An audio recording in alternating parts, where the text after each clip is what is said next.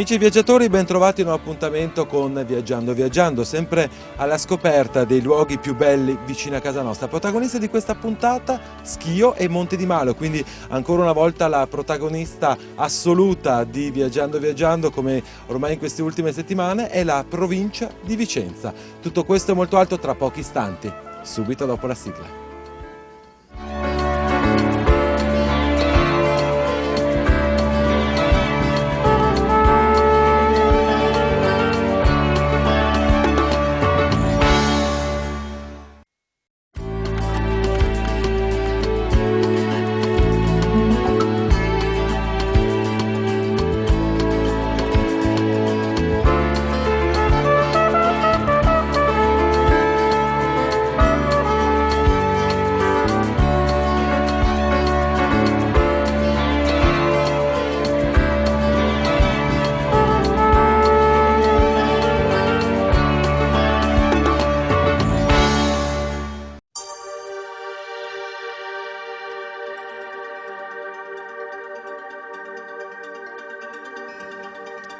Ci troviamo a 2 passi dal centro di Schio, in un punto molto particolare, dall'importanza strategica militare e diciamo fondamentale durante il secondo conflitto mondiale. A fianco a me Gianni Pinton, presidente delle latterie vicentine, poi vi spiegheremo anche nello specifico perché abbiamo chiesto al presidente di essere qui oggi per parlare di questo che è appunto un bunker antiaereo. Parliamo appunto della storia, perché c'è stata la necessità intorno agli anni 40 di creare questo bunker.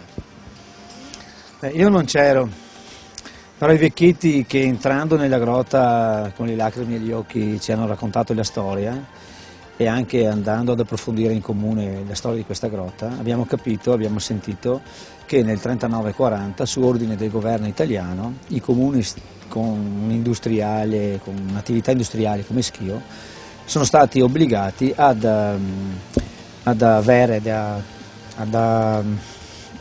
costruire dei rifugi antiaerei perché si sapeva che c'era una guerra imminente. Ecco. Ricordiamo l'importanza strategica di località come è stata Schio, Valdagno. Strategicamente in quegli anni è forse il momento di più grande splendore da un punto di vista imprenditoriale, industriale proprio di questa zona. Ma ricordiamo che dal 1850 forse fino all'ultima guerra Valdagno e Schio era la zona d'Italia forse più industriale d'Italia.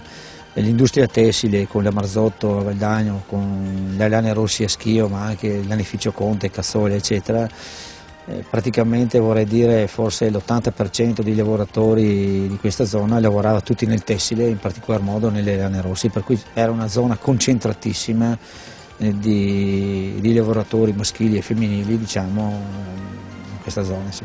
Quindi nel 1930 circa, 39 circa, il governo italiano chiede di creare questo rifugio antiaereo proprio qui in centro a Schio, appunto a 2 passi. Ricordiamo che qui c'era vicinissimo la scuola Rossi, quindi in un punto strategico importantissimo sia dal punto di vista per la raccolta di quelle che potevano essere le persone. Tra l'altro c'erano dei segnali molto particolari, un suono di sirena voleva dire una cosa, 2 a un'altra, 3 a un'altra ancora.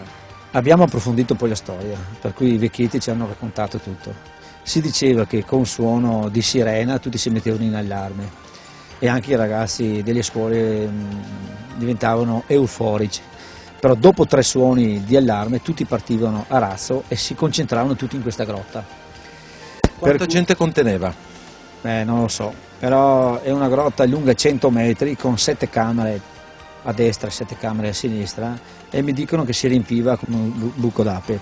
Adesso abbiamo parlato della storia di questo rifugio antiaereo, andiamo a vedere, a scoprire assieme qual è stato il lavoro di ripristino e cosa è diventato adesso.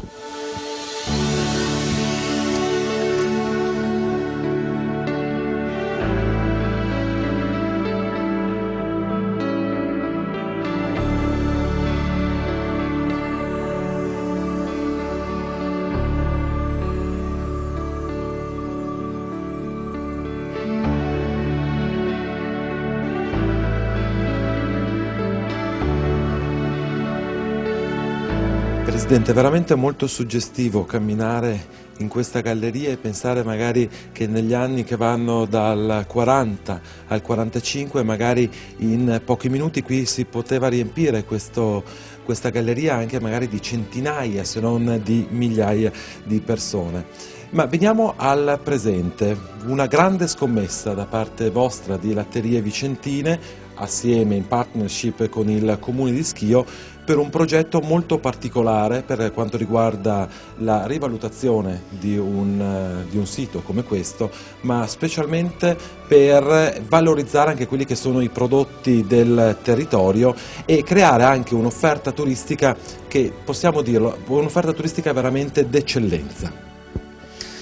La storia della valorizzazione di questa grotta è partita dal nostro capo Casari.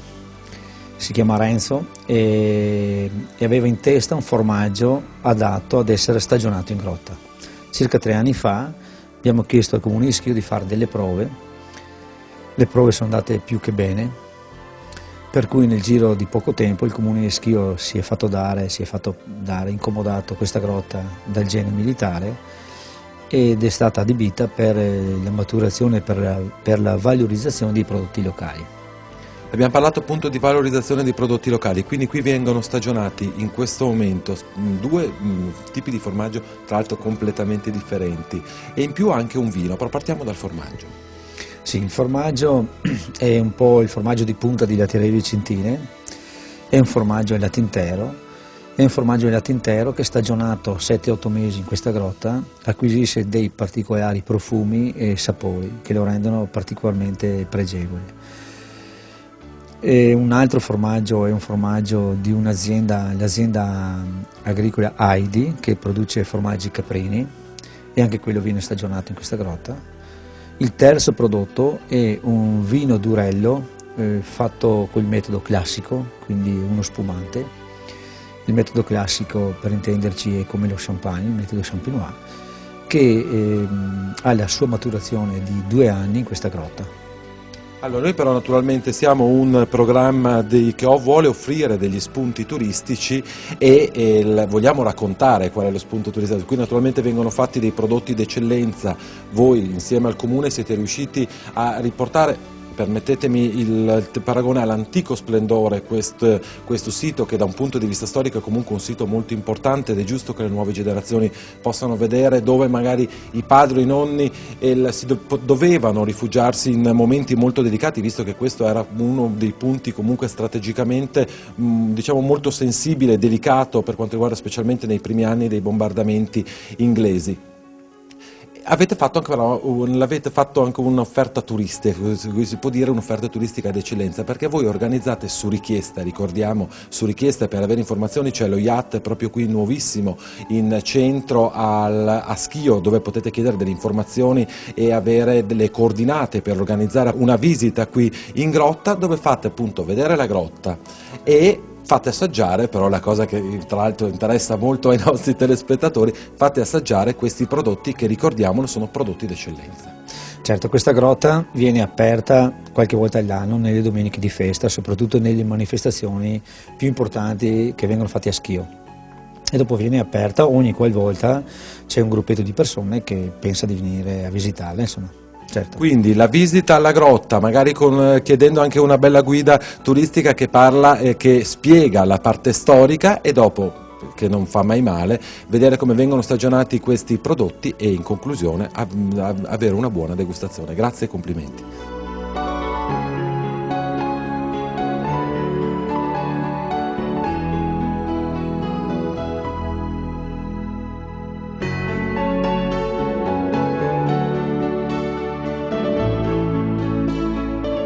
Io ho il piacere di avere qui al mio fianco Madre Luciana, perché vogliamo parlare di un santuario che specialmente negli ultimi anni sta portando qui a Schio molti fedeli che vengono a ricordare e onorare la Madre Bachita, la Madre Moretta, che tra l'altro specialmente in questi ultimi anni ha avuto se così si possiamo dire, una riscoperta, vista anche una fiction che c'è stata su Rai 1 qualche anno fa, e quindi ha avvicinato veramente moltissime persone. Credetemi, qui nella zona di Schio, nella zona del Vicentino, nel territorio è una santa veramente molto conosciuta, però a livello nazionale e internazionale, specialmente questa fiction, ha portato persone un po' da tutta Italia, se non da tutta Europa, qui appunto al santuario dove ci troviamo alle nostre spalle, dove per 40 anni, se non erro, 43 anni ha vissuto Madre Bakhita. Ma vogliamo un po' ricordare brevemente la storia di questa santa? Ecco, Bakhita è nata nel Sudan, nel centro dell'Africa, è la prima santa africana, ce ne saranno altre, ma è la prima Bakhita. E Bakhita è il nome che i rapitori le hanno dato, che vuol dire fortunata. E quando è stata battezzata è stata messa il nome di Giuseppina, per cui la chiamiamo Giuseppina Bakhita. Ma le persone che hanno vissuto con Bakhita la chiamano ancora oggi Madre Moretta. E è stata rapita a 7-8 anni, si dice, perché non sappiamo molto bene, perché viveva nella tribù. Si dice che sia nata nel 69, nel 1869. L'hanno rapita, è stata venduta come schiava più volte, è stata venduta 3-4 volte come schiava. E l'ultimo padrone, la moglie e la mamma hanno fatto il tatuaggio, 114 tagli molto profondi, e dopo le hanno sfregato il sale. Ha sofferto molto nelle mani di quest'ultimo padrone, ma nelle mani di tutti i padroni che l'hanno comperata. E quando voleva sfogarsi, il padrone, che era il generale turco, dava un sacco di botte a Bakhita. Un giorno l'ha flagellata, per cui Bakhita era tutta una schiava. Gli schiavi non avevano vesti, erano nudi. E dice Bakhita nel diario quello che lei racconta, quello che noi sappiamo e quello che lei ha raccontato, quello che si ricordava nel diario. E ha detto che non aveva neanche uno straccio per asciugarsi il sangue che veniva fuori dalle ferite, col tatuaggio, con le percosse, col flagello.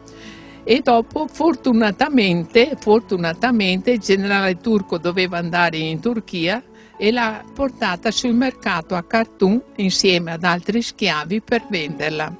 E il console italiano ha comperato proprio Bakhita. Fortunatamente Bakhita, c'erano molti altri schiavi. E dopo è arrivata in Italia con lui, col console italiano, che fuggiva da un'altra guerra che è avvenuta a Khartoum. Quando è che è arrivata qui a Schio? È una storia un po' lunga.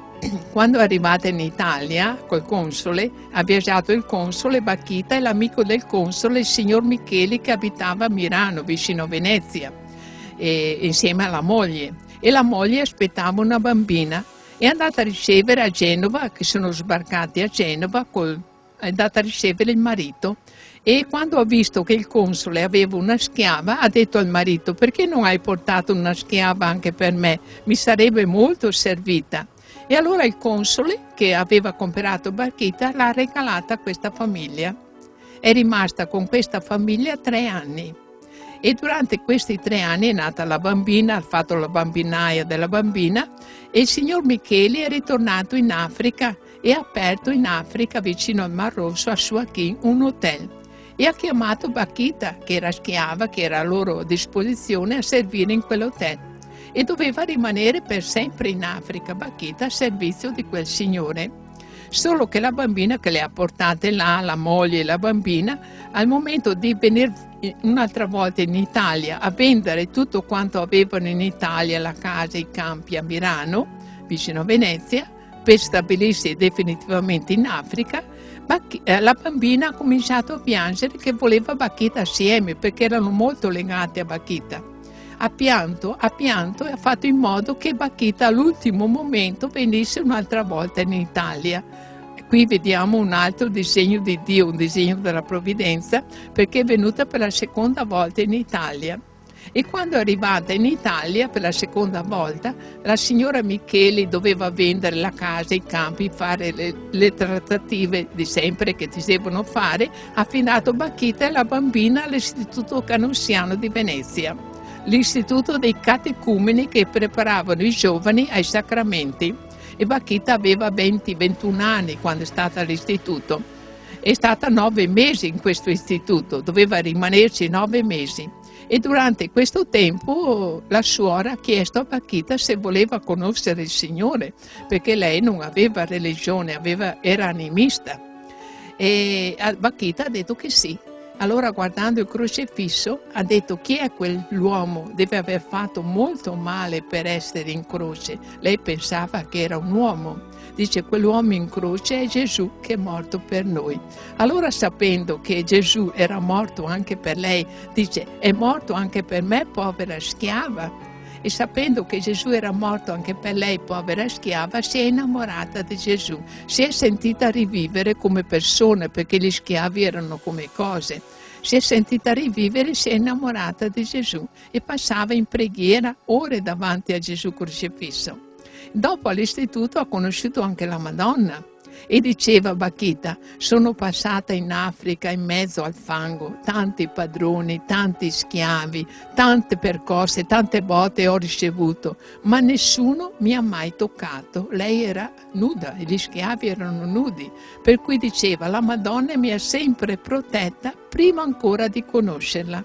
Una storia veramente molto affascinante, molto lunga, che naturalmente tutte le persone che vengono qui alla visita del santuario, tra l'altro noi durante il suo racconto abbiamo potuto vedere le salme della Santa e abbiamo potuto vedere la chiesa che ospita appunto i momenti spirituali e i momenti di preghiera, e grazie a voi suore canossiane che accogliete tutti i fedeli che vengono qui, potete fare rivivere la storia di questa santa che è andata agli onori della cronaca e del grande pubblico da pochi anni, che però sta riscuotendo sempre più presenze qui a Schio e sempre più devozioni, un po' come dicevamo, non solamente dal nord Italia, ma un po' da tutta Italia e da tutta Europa. Suor Luciana, purtroppo i tempi televisivi sono sempre molto ristretti, sempre, e il tempo purtroppo vola. Io la ringrazio tantissimo e invito i nostri telespettatori a tra pochi minuti per la seconda parte di Viaggiando.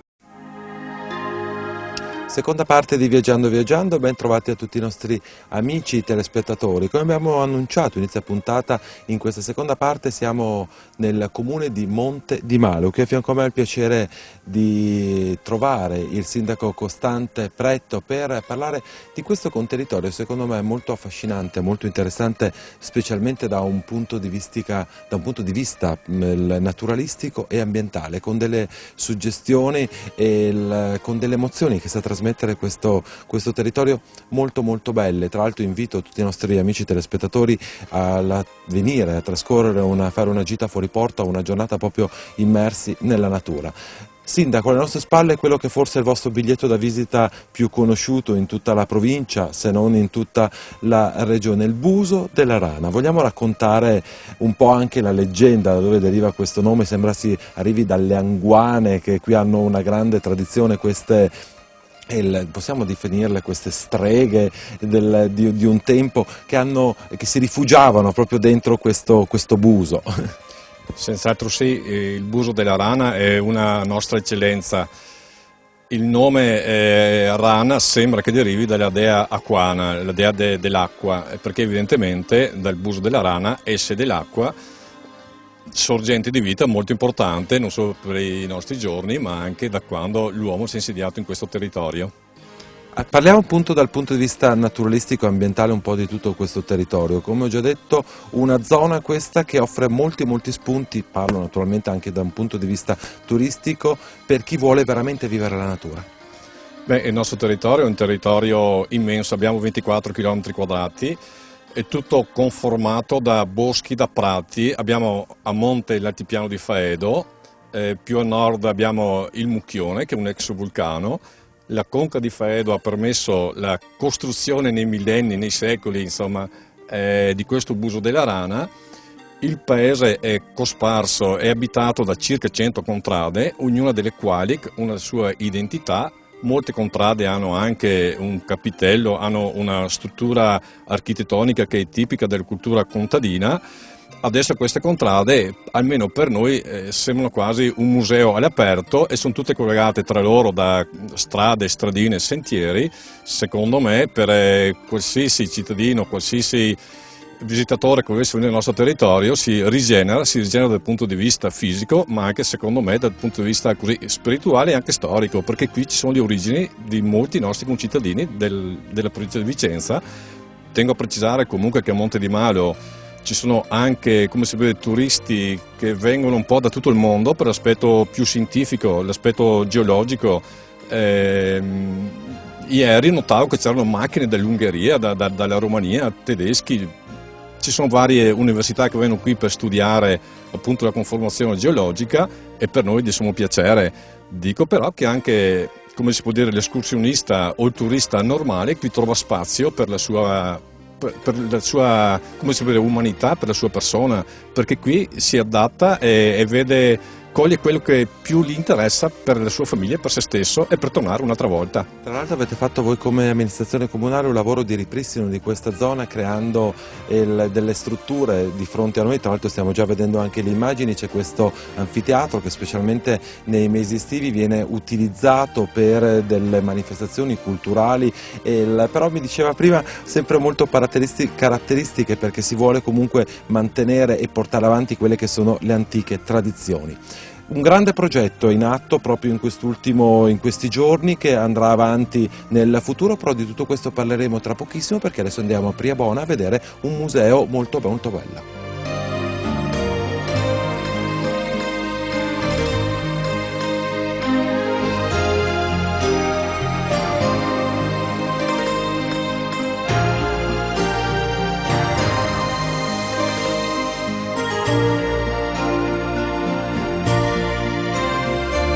In questo momento mi trovo con il signor Aldo Xotto, uno dei volontari che gestiscono questo museo molto particolare. Ci troviamo in località Priabona, sempre naturalmente nel comune di Monte di Malo.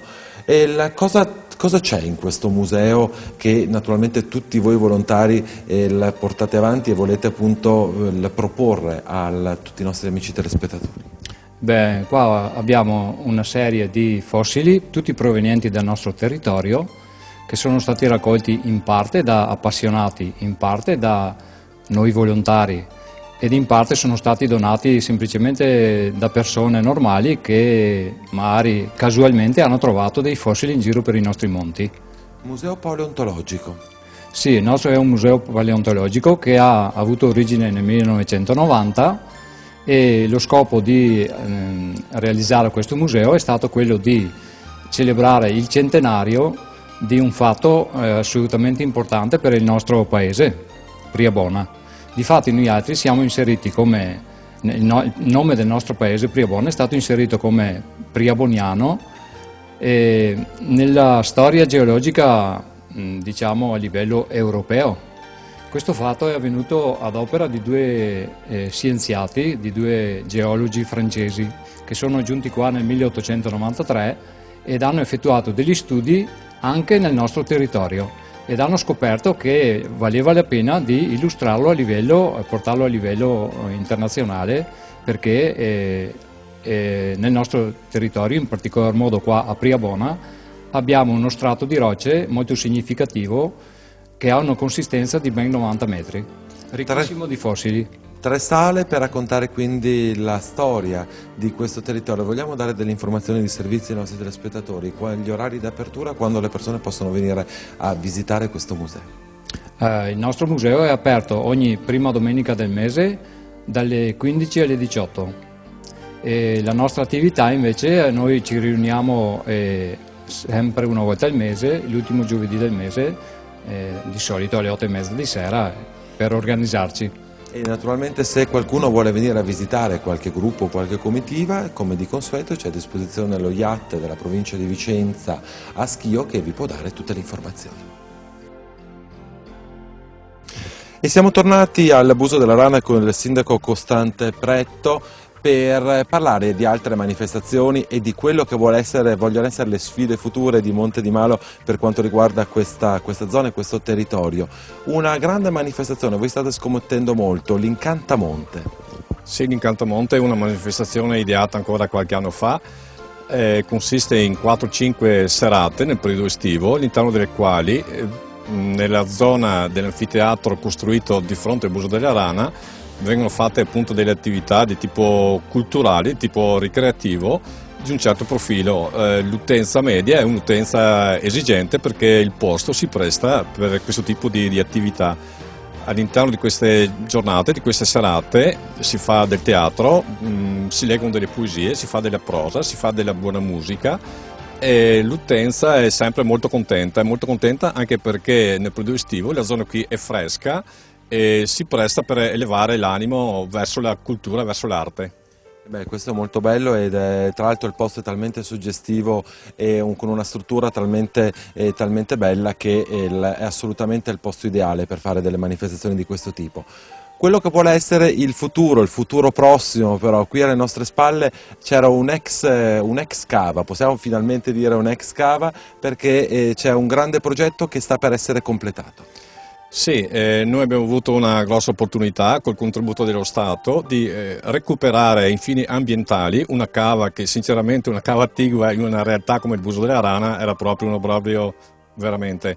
Adesso noi abbiamo recuperato la cava, abbiamo costruito anche un fabbricato che vuole essere un riferimento per tutto questo contesto, con un custode, ma soprattutto magari con una persona, una realtà, anche una società che riesca, come si poteva trovare il giusto equilibrio tra l'esigenza di aprire al turismo, aprire alla cultura e l'esigenza anche di fare un po' di reddito che finanzi un po' tutto questo contesto. Ecco, noi siamo dell'idea che questo ambiente qui sia messo a disposizione di una realtà molto vasta, non è una realtà solo di Monte di Mario o dell'Alto Vicentino, noi ci crediamo in una realtà senza confini, speriamo.